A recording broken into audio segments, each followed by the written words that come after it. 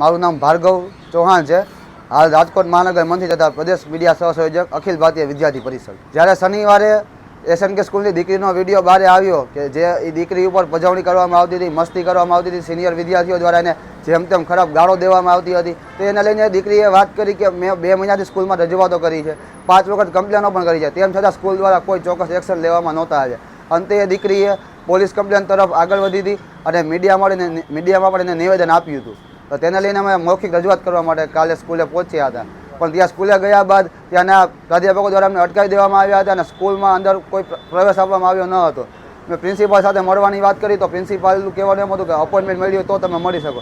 તો આજે વિદ્યાર્થીઓ માટે આપણે ત્યાં બેઠા હોય તો વિદ્યાર્થીઓને તો મળવું પડે, તો આવા કોઈ સચોટ જવાબ પણ આપ્યા ન હતા. અને અંતે સ્કૂલ દ્વારા પોલીસ બોલાવવામાં આવી હતી અને પોલીસ દ્વારા પણ અમને વાતચીત કરવા લઈ ગયા, તો ત્યારે પણ એમને ઉડાવ જવાબ આપ્યા હતા કે અમે સમાધાન કરશું, અમે બંને પક્ષોની દલીલો સાંભળશું. આવા ઉડાવ જવાબો આપવામાં આવ્યા હતા. અમારી ફક્ત ને ફક્ત એટલી જ માંગ હતી કે જે આ દીકરી સાથે બન્યું છે એને ન્યાય મળે અને હવે આના પછી બીજી દીકરી સાથે આવું ન બને એના માટે તમે કોઈ ચોક્કસ પગલાં કે ચોક્કસ નિર્ણય લ્યો. પણ એમને કોઈ પણ જાતનો નિર્ણય લીધો ન હતો અને ઉડાવ જવાબો આપ્યા હતા અને અંતે પોલીસ બોલાવી અમારે 14 કાર્યકર્તાઓની અટકાયત કરી દેવામાં આવી હતી. અને અમારી માંગ ફક્ત એટલી જ છે કે આ જે બનાવ બન્યો છે હવે આના પછી કોઈ દીકરી સાથે ન થાય, કેમ કે આપણા ધ્યાનમાં જે હમણાં સુરતમાં ફી જેવી નજીવી બાબતને લઈને 8મા ધોરણની વિદ્યાર્થીને આપઘાત કરી લીધો હતો.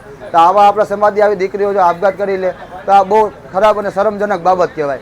અને આને લઈને જ્યાં સુધી કોઈ ચોક્કસ નિર્ણય લેવામાં નહીં આવે ત્યાં સુધી અખિલ ભારતીય વિદ્યાર્થી પરિષદ ઉગ્રથી અતિ ઉગ્ર રજૂઆતો કરશે, આંદોલનો કરશે અને દીકરીને ન્યાય મળે અને બીજી કોઈ દીકરી સાથે આવી વસ્તુ ન થાય એના માટે રજૂઆતો પણ કરશે. જિલ્લા શિક્ષણ અધિકારીને અમે આજે રજૂઆત કરવા જવાના છીએ કે તમામ સ્કૂલોમાં એક પ્રકારનો લેટર ફાળવી દે કે આવી જ્યારે કોઈ દીકરી કે કોઈ વિદ્યાર્થી આ રીતે રજૂઆત લઈને આવે ત્યારે ત્વરિતપણે એની પર એક્શન લેવામાં આવે અને જો એ સ્કૂલ એક્શન નથી લેતી તો સ્કૂલ પર જિલ્લા શિક્ષણ અધિકારી દ્વારા એક્શન લેવામાં આવે. એના પરિવાર સાથે અમારી જ્યારે વાત થઈ, એ દીકરીના પપ્પા સાથે જ્યારે અમારે વાત થઈ ત્યારે એમને કીધું કે અમને સ્કૂલે બોલાવવામાં આવ્યા હતા અને સ્કૂલ દ્વારા એમ કહેવામાં આવ્યું જ્યાં સુધી તમારી દીકરી સેટલ ન થાય, મેન્ટલી સ્ટ્રેસમાંથી બહાર ન આવે ત્યાં સુધી તમે એને ઘરે રાખો.